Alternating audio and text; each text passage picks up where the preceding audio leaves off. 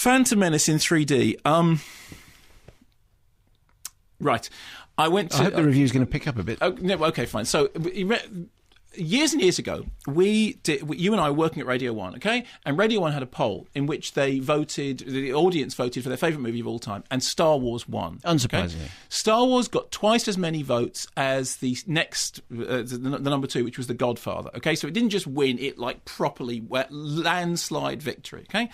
And then there was the announcement that George Lucas was going to make the prequels, and we did a competition in which we took a Star Wars fan out to Los Angeles to see Phantom Menace. It was an extraordinary competition and a great prize, and a whole bunch of folks arrived with their passport, and there was just one winner announced, and then we sorted it, and then we got on the plane. We went to LA, and we went to the extraordinary premiere. And the premiere, as far as I was concerned, was the best possible experience you could have. It was I think it was the Kodak Theatre, and the thing I remember about it most was that everyone was trying to zhuzh me up to get me interested, because I've never been a Star Wars fan, although I think that there's a certain charm in the first 3 movies, meaning 4, 5 and 6 as opposed to 1, 2 and 3.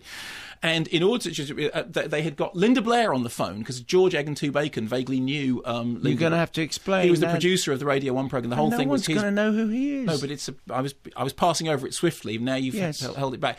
He was a friend of hers, and so, that was nice. And then when we got there to the cinema, William Friedkin was in the audience. He was just behind you. He was just behind me.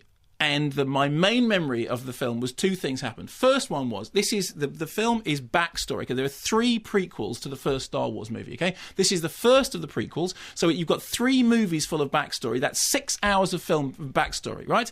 And the film opens with some backstory. It opens with a thing which says, in the year of the blingy blong, when the Nabrithung, the tax wars and the trade deficit of the...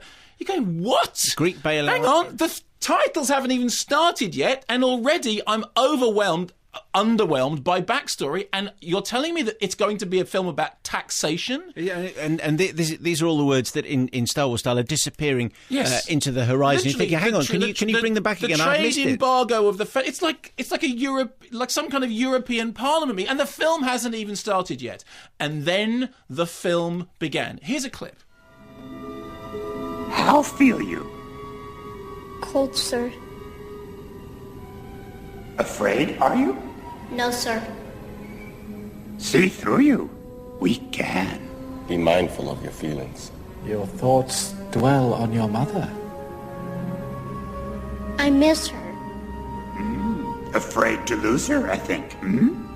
What has that got to do with anything? Fear is the path to the dark side. Fear leads to anger. Anger leads to hate. Hate leads to suffering.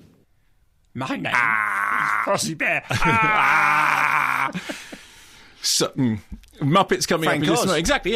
And, obviously, there was that famous thing from Clerks, is that you've now made yourself choke, is that the third Star Wars movie is Muppets in space.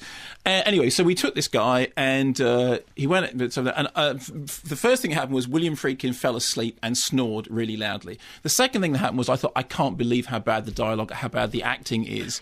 Although there is the pod racing sequence. There is the pod racing in which... And Darth Maul is good. Yeah. But Jar Jar Binks was insurmountable. And very soon afterwards, a bunch of fans got together and made Star Wars The Phantom Edit, in which they basically re-edited the film, firstly to take out young Anakin saying yippee, which he said quite a lot, and secondly to take out Jar Jar Binks. And I remember thinking Jar Jar Binks was unbelievably annoying, and everything was. And Natalie Portman's weird use of accents, and the whole thing about Amidala, and the 2 characters, but they're one, and what? And all this backstory about taxation literally seems to be a movie that was written by George having done his tax returns and got a bit cross about it. This is 3D good. That's so, all. now, a statement from George Lucas which says, when we originally made Episode 1, we were pushing the boundaries of technology, which was fun and exciting. It was an exploration into the unknown. We're now going through a new technological revolution that is set to change everything. Watching a movie in 3D is simply a better way to watch a movie. Let me read that to you again. Watching a movie in 3D is simply a better way to watch a movie. It's like black and white versus colour. Watching a movie in black and white is fine. However, colour makes it look more real. Yeah, like when they did Casablanca, the colour colorized version, it was so much better. And when they took It's a Wonderful Life and colorized it, it was so much better. Yeah, you're exactly right, George. That whole thing that Elvis Costello used to say about watching a black and white movie that's been colorized is like watching a television which after you've allowed the kids to draw all over the screen in crayons. No, that's all wrong. You're right, George. These movies are better in colour. Colour, but good. Black and white, bad. That's why The Artist is so much not as good as all the other films that we've seen this week, like Jack and Jill. Jack and Jill is in colour, therefore is better than The Artist, and it has sound. Therefore, George, no one buys this, for a start. Everyone knows that the reason the Phantom Menace existed and the reason the Phantom Menace is now being reissued is monetary. You give the game away by starting with a whole thing about tax. I mean, it begins with a screed about tax. But sitting there watching the movie, all my old problems about Jar Jar Binks, blimey, Charlie, and you remember all the stuff at the time about whether or not Jar Jar Binks was a racist stereotype, none of which actually... It's just the most annoying character imaginable. Did you almost said ever there? Yeah, it's not ever, no, but just that. imaginable. The story is plodding and boring and makes no sense. The script is terrible. The acting is wooden. As Ewan McGregor said, his main role in that film was to walk into rooms and look up. That's what he does. He walks into rooms and he looks up, okay? By the time Darth Maul finally turns up and the double-ended lightsabers come, you think, thank heaven there is something, because the only two things you remember from that film is the pod race and the double-ended lightsaber, and that's about it. The 3D is terrible. And I know they worked really hard, and I know they spoke to James Cameron's people. They did all that stuff. Believe me, I'm not the only person. I sat there in a really nice screening room, the View Cinema in Eastleigh, where they did a lovely job of projecting it, and the image was dull.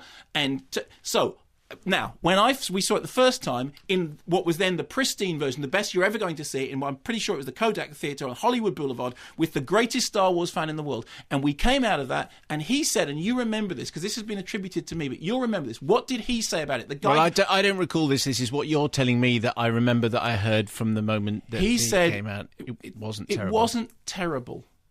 But he was clearly heartbroken. Now, imagine that, right? Now, crank it down in terms of all the colour loss and light loss and colour saturation loss. Now you're wearing the stupid glasses. The 3D is really bad 3D. It's retrofitted 3D. You remember Clash of the Titans? That's what happens when you retrofit 3D. And all I could think of all the way through was, at least Titanic has got a story. At least Titanic 3D is not going to start with a long thing about how the reason the Titanic hit an iceberg was that somebody was filling out their tax returns when the thing loomed up on the horizon. Believe me, I didn't think I liked Phantom Menace before. Phantom Menace in 3D is an utter headache, because at least before, in pristine, glowing, digital, whatever it was, every now and then you looked at the detail. George, it is not true that watching a movie in 3D is simply a better way to watch a movie. It's like black and white versus colour. Watching a movie in black and white is fine. However, colour makes it look more real. No, George, no. One thing I would say in George Lucas's defence, I interviewed him once, and he said, I'll be quick, he said, I said, I never understood the Star Wars films, but having seen kids play with the toys, I do get that. And he said, well, you know what, as far as I'm concerned, I think that the films exist to create the characters so that kids can play with the toys and make up their own stories. I thought it was very honest. On the one hand, it was him saying, I'm not as good a storyteller as the kids are. And on the other hand, it meant, actually, the one thing he always gets told is only economic, the toys. I think he actually did think beyond that he genuinely did want kids to go and make up their own stories.